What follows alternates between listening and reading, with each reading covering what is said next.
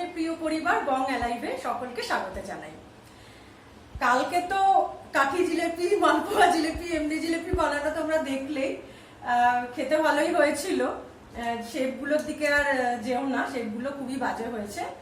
But আজকে যেটা বানাবো সেটা হলো গলদা চিংড়ি মালাইকারি। তা চিংড়ি মাছের এদিকে দেখো, এখানে চিংড়ি মাছ আমি নিয়েছি। এবার এই চিংড়ি মাছগুলো খোসা ছাড়িয়ে মাথাটা ছাড়ানো আছে, পরিষ্কার করা আছে। আর অ্যাকচুয়ালি কালকে ওই চিংড়ি মাছের ওই খোসা মাথা এই সমস্ত দিয়ে ওগুলো বাটা করে বড়া করে কচু আলু দিয়ে ডালনা করা হয়েছিল।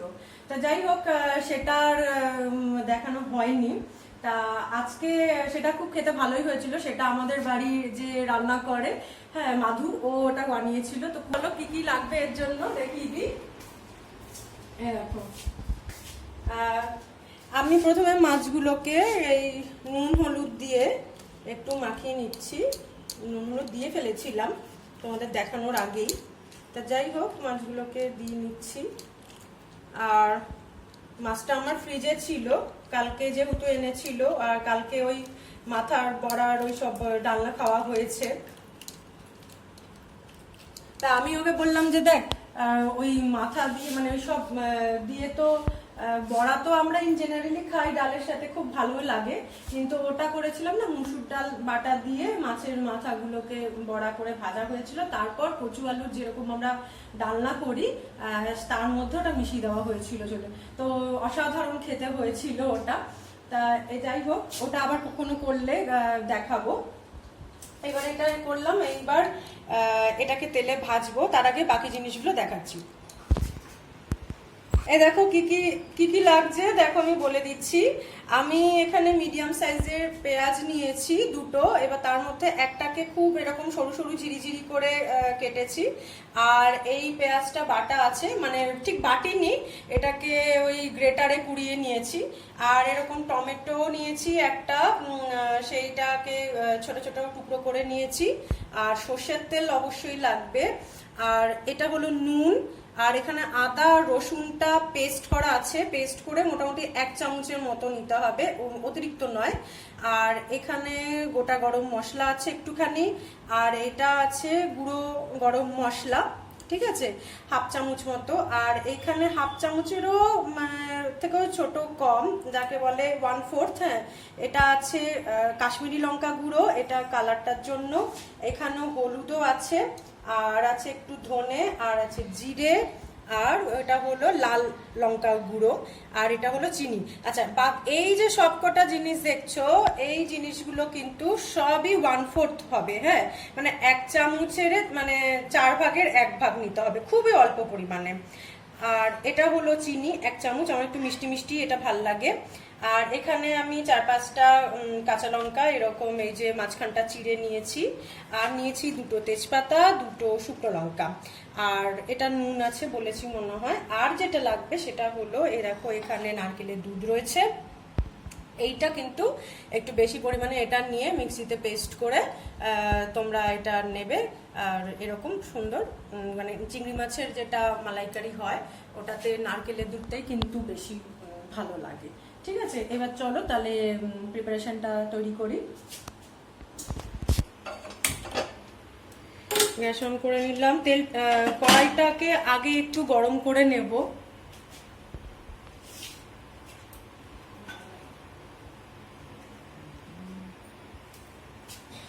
কড়াইটা গরম করতে দিয়ে এবার এই যে 1 বাটি সর্ষের তেল আছে, এই তেলটা ঢেলে দিলাম।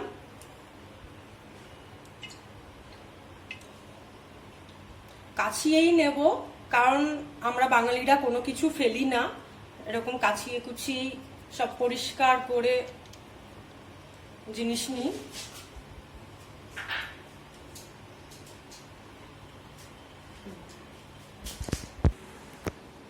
তেলটা গরম করতে দিয়ে মাছগুলো এবার ভাজবো। কিন্তু দেখো, আমি যে কথাটা বললাম যে কাছিয়ে নিচ্ছি বাঙালিরা, এটা হয়তো হাসি শুনতে লাগবে, কিন্তু তেলের যা দাম এখন বেড়েছে বলো, জিনিস আর এমনিতেও তো জিনিস অপচয় করা, নষ্ট করা ঠিক না, তাই না? তো একটু কাছিয়ে আমরা এরকম ভাবে নিতেই পারি। দেখি তেলটা গরম হয়েছে কিনা।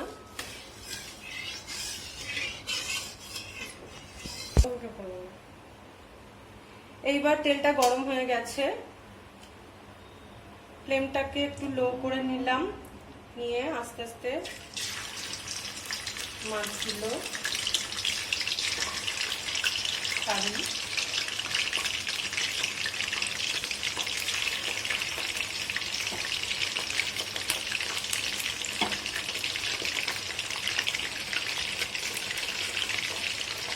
আমি 4টে করে ছাড়বো, 8টা আছে এখানে। ফ্লেমটাকে মিডিয়াম হাই ফ্লেমে রেখে মাছগুলোকে ভেজে নেব। চিংড়ি মাছ কিন্তু খুব বেশি ভাজা যাবে না, খুব হালকা করে মিনিট দিয়ে সাতলালেই হবে। তেল ছিটছে,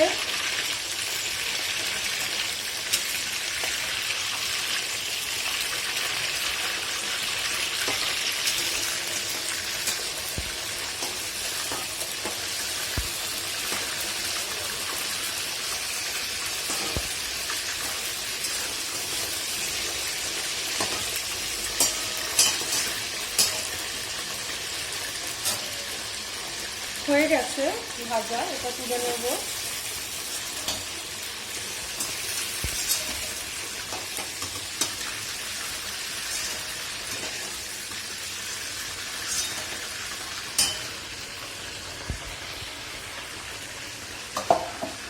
বাকি মাছগুলো ছেড়ে দেবো।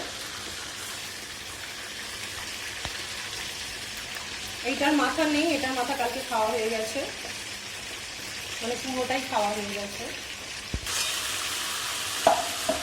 এবার বলি, এই তেলে কিন্তু আমি এটা একটা সাইডে রাখি। এবার আমার খানাটা নিয়ে নিলাম। এবার এই তেলটাতেই তেজপাতা দিয়ে দিলাম আর দুটো শুকনো লঙ্কা ফোড়ন।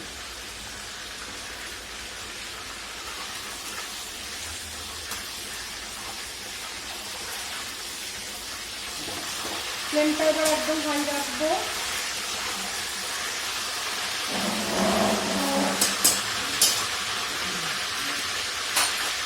এবার এই যেটা গরম মশলা আছে এটাকে একটু আমি ছোট করে নেব।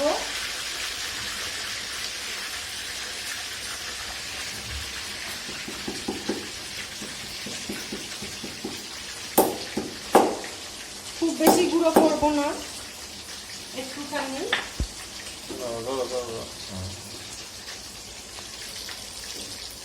এবার এই গোটা গরম মশলাটা দিয়ে দিলাম।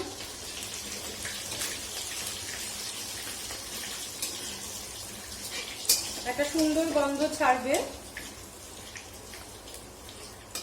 এরপর দেব এই মিহি করে কেটে রাখা পেঁয়াজগুলো। এগুলো একটু হাত দিয়ে এরকম খুলে দেব।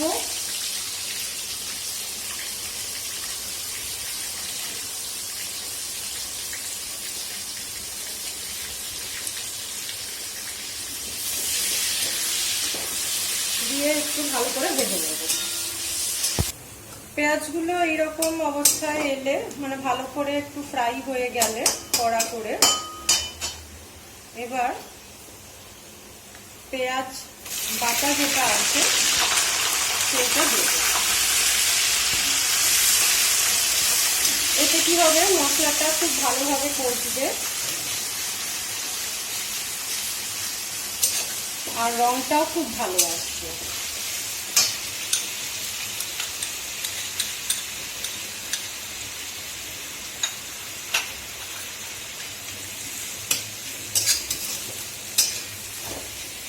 এইবার ফ্লেমটাকে আবার একটু মিডিয়াম হাই ফ্লেমে রেখে পেঁয়াজটা কষতে দেব। আর এই যে চিনিটা নিয়েছিলাম 1 চামচের মতো, এই চিনিটা দিয়ে দেব।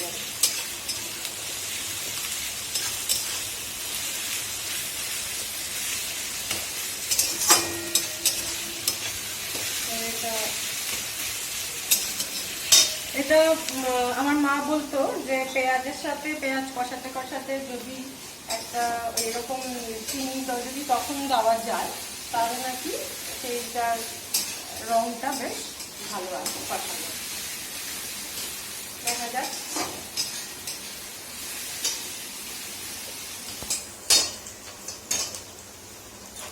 এবার এই আদা রসুনের যে পেস্ট নিয়েছিলাম 1 চামচের মতো, সেটা এর মধ্যে দিয়ে দিলাম। দিয়ে কষাবো।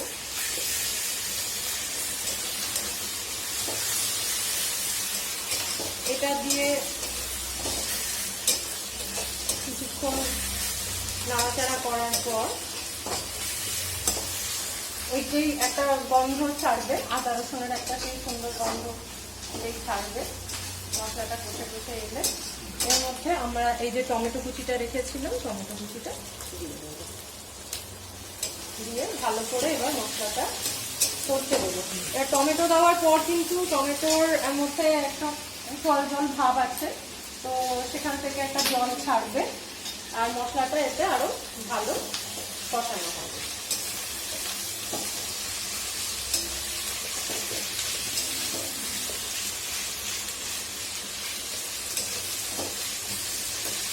ফ্লেমটা কিন্তু আমরা মিডিয়াম হাই ফ্লেমে রাখবো, আর খুব হাই ফ্লেমে দেবো না, তাহলে মশলাটা জ্বলে যাবে। একটু লো ফ্লেমে মশলা কষালে মশলাটা ভালোভাবে কষবে, পুড়বে না। এইবার বাকি মশলাগুলো একে একে দেব। এবার ফ্লেমটা একদমই লো করে নিয়েছি। এটা হলো হলুদ, লেগে গেছে, হাফ চামচেরও কম, ওই 1/4 চামচ হলুদ। আচ্ছা, এটা হলো জিরের গুঁড়ো, এটা হলো লাল লঙ্কার গুঁড়ো। ঝালটা যারা খেতে চাও দেবে বেশি, না কম খেতে চাইলে কম দেবে। আর এটা হলো ধনের গুঁড়ো,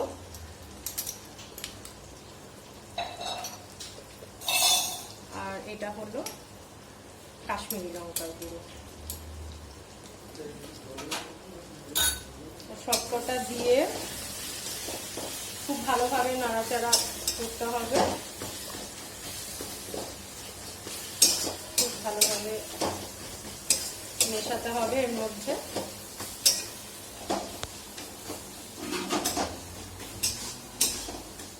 আর এই সময় আমি অল্প একটু জল দেব, একদম একটুখানি, কারণ হলো মশলাটা যাতে ধরে না যায়। দেখো এই যে নিচে একটুও মশলা, কড়াইয়ের নিচে একটুও কিন্তু মশলা ধরে নিই, ঠিক আছে। ওই জলটা একটুখানি দিলাম, এতে মশলাটা সুন্দরভাবে মিক্স হবে আর মশলাটা নিচে ধরে যাবে না।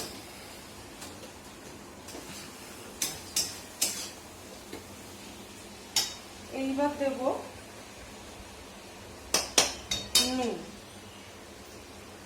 নুনটা দাও, আমি একটা এবার নুনটা নেব। নুনটা অবশ্যই বুঝে দেব।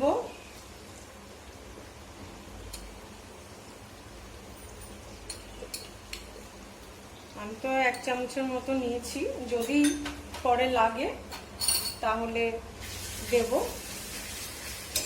দেখুন, কম হলে পরে একটুখানি টেস্ট করে দেখা যাবে যে লাগবে কি লাগবে না, কিন্তু বেশি হয়ে গেলে তখন সমস্যায় পড়তে হয়।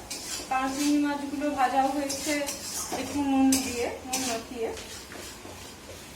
এবার মশলাটাকে একদম একটু লো ফ্লেমে মিনিট 5 এইভাবে করতে হবে।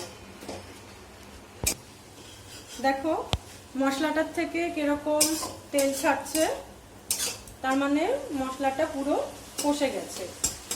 মশলাটা ভালো করে কষে গেছে। এই যে দেখো সাইড দিয়ে কিরকম তেল ছাড়ছে, ওপর দিয়ে এরকম বুড় করছে, বাবলস মতো হয়েছে। এইরকম সময় এসে চিংড়ি মাছগুলো যেগুলো আছে সেগুলো দিয়ে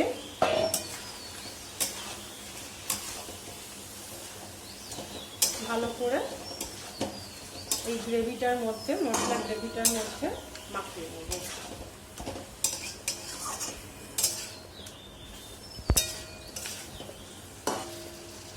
মশলার মধ্যে, এটার মধ্যে মোটামুটি মিনিট 2 একটু এইভাবে সাঁতলিয়ে নিলেই ওর মধ্যে মশলাগুলো, মানে চিংড়ি মাছের মাথা, এর মধ্যে মশলাগুলো খুব ভালোভাবে ঢুকে যাবে।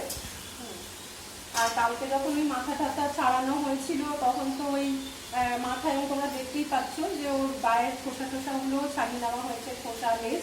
আর ওর ভেতরে, ওপরে আর পেটের নিচে একটা মোটা কালো শিরা থাকে। অবশ্যই কিন্তু সেই শিরাটা তোমরা ফেলে নেবে, তা নাহলে কিন্তু পেট কামড়াবে, সেটা খাওয়াও ঠিক না। মানে আমরা ছোটবেলা থেকে এটাই জেনে এসেছি যে ওটা ফেলে দিতে হবে, তা নাহলে পেট কামড়াবে, ওটা নোংরা। হ্যাঁ, তারপর বলতে ওটার মধ্যে গুরু আছে, ওই ঘেন্নাতেই মনে হয় এই জিনিসটা হতো। জানি না এক্সাক্ট কারণটা, জানি না। তবে তোমাদের মধ্যে যদি কেউ এটা জেনে থাকো যে কি এক্সাক্ট কারণ আমরা ওই ওপরের শিরা, কালো মোটা শিরাটা, আর পেটের নিচে পায়ের ওখানে যে একটা কালো শিরা থাকে, কেন ওটা ফেলে খাই। তা এইবার 2 মিনিট হয়ে গেছে, এবার আসল জিনিসটা মিশিয়ে দেবো, তাহলেই এটা আমার কমপ্লিট। এই দেখো, এইটা এই দুধটা, এবার এটা আমি অল্প অল্প করে মেশাবো। প্রথমে দিলাম, দিয়ে একটু আগে মিশিয়ে নিই।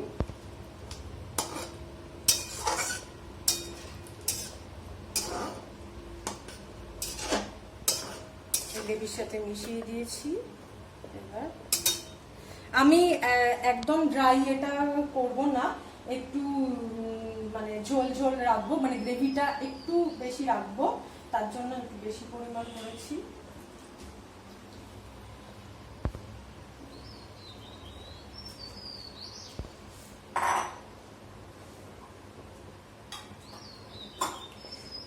একটু জল দিয়ে এর মধ্যে দিলাম। জল আমি একদম দেইনি বলতে গেলে, শুধু মশলাটা কষানোর সময় ধরো একটুখানি দিয়েছি। আর নারকেল একটু ফেলে দেবো, নারকেলের কত দাম বলো তো, তা ওইটার মধ্যে একটু জল দিয়ে করলাম। এবার এটাকে যেটা করবো,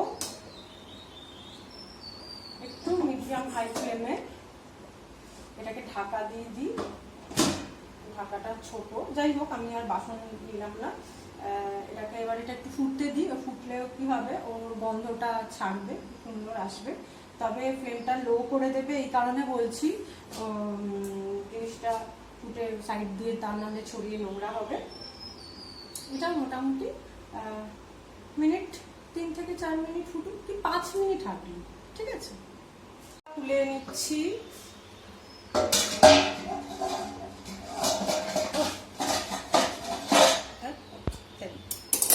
সারাশিটা আটকে গেছিল গামলার মধ্যে। দেখো এটা লো ফ্লেমেই করেছি, আর এটা দেখো গ্রেভিটা কতটা থকথকে হয়েছে। তবে আমি একদম শুকনো গামাখা করব না। এইবার এই পর্যায়ে এসে আমি যেটা দেব সেটা হলো, এই কাঁচা লঙ্কা নিয়েছিলাম, এই কাঁচা লঙ্কাগুলো, চেরা কাঁচা লঙ্কাগুলো এর মধ্যে দিয়ে দেব। আর মানে কাঁচা লঙ্কার একটা সুন্দর গন্ধ এটার থেকে ছাড়বে। আর এই যে গরম মশলা আছে, গরম মশলাটাও এটা আমার হয়ে এসছে। আর আমি নুনটা দেখলাম, নুনটা একদম ঠিক আছে। আপনারা যেরকম নুন খান, কম বেশি সেটা করে দিতে পারেন, ঠিক আছে। এইবার গরম মশলাটা দিয়ে এটা জাস্ট 1 মিনিট ফোটাবো এরকম হাই ফ্লেমে, তারপর কিন্তু গ্যাসটা আমি বন্ধ করে দেবো।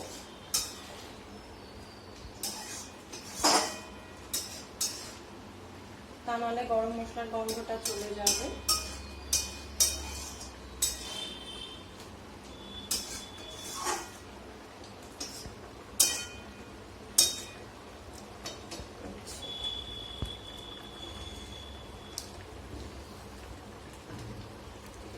এক মিনিট মতো হয়ে গেছে, আমি এবার ফ্লেমটা বন্ধ করে দিলাম গ্যাসটা। আর হাতটা ধুয়ে নিই।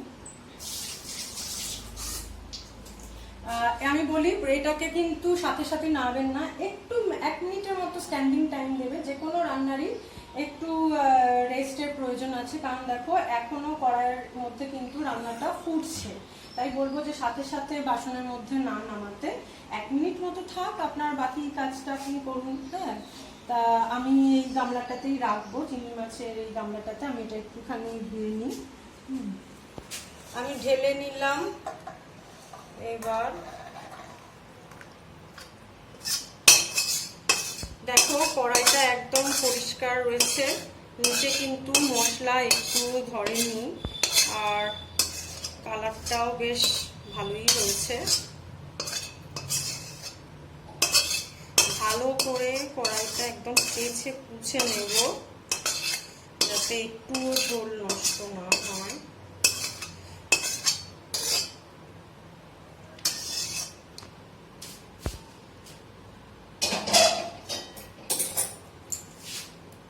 খুন্তির থেকেও এইভাবে নেব।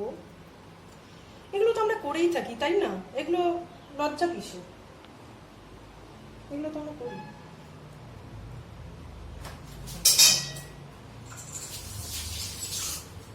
এবার যেটা করব, আমি হাতটা ধুয়ে ভালো করে মুছে এর মধ্যে যেটা করব সেটা হলো এই ঘি, এই ছোট চামচের, না অত ঘি দিচ্ছি না, পাশ থেকে দেখেছো কমেন্ট করছে অত ঘি। আরে না, এর মধ্যে মালাইকারিতে ঘি না গেলে ভাল লাগে না। ঠিক আছে, একটু কম করে দিচ্ছি। এই যে হ্যাঁ, আমার একটু ঘি ভাল লাগে। এই যে বাকিটা দিলাম না, ঘি দিয়ে। না দাও দাও না বলেছো কেন? আচ্ছা, ও দিতে বলছে, তা 1 চামচ ঘি দেবো না, ঘিটা তো জমে আছে। দিয়ে এটা তো এখন গরমই আছে, সেজন্য আমি আগুনে ঘিটা দিলাম না। এটা আপনারা করে দেখবেন, এটাতে কিন্তু টেস্টটা আরো দারুণ লাগবে।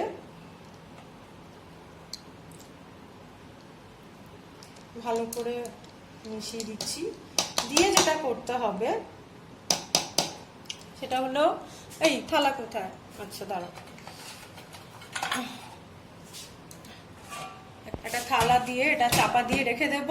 তাহলে কি হবে না, এর যে গন্ধটা আছে না খাওয়ার সময়, সেই গন্ধটা পুরো ভরপুর একদম আমরা পাবো। আর তারপর দেখাচ্ছি কেমন হয়েছে খেতে। এই দেখো, আমি এই ভাত নিয়েছি, আর এখানে এই যে মাছটা নিয়েছি। মাছটা এরকম গুটিয়ে গেছে, তার কারণ হলো এখানে কিন্তু ওই বাঙালির যেটা স্পেশাল কাঠি করা যাকে বলে, সেই কাঠিটা নেই। হ্যাঁ, আর আমি এবার এটা খেয়ে একটু দেখি যে কেমন হয়েছে, আর তোমাদেরকেও রিভিউটা দিই। আগে ঝোলটা খাই। হ্যাঁ,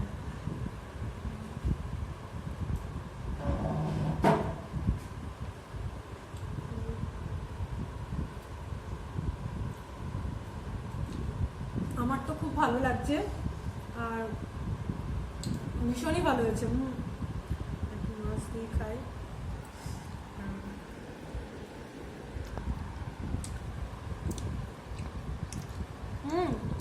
মাছটা কি জুসি আর সফট আছে, খুব সফট আছে।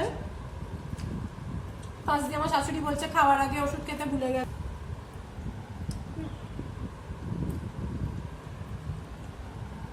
আর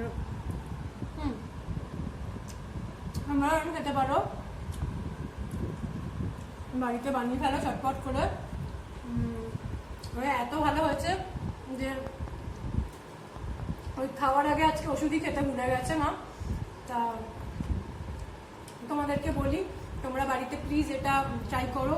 তোমরা তো দেখলে জিনিসগুলো যদি হাতের সামনে গোছানো থাকে, তাহলে একদম 10-15 মিনিটের মধ্যেই চটজলদি এটা বানানো যায়।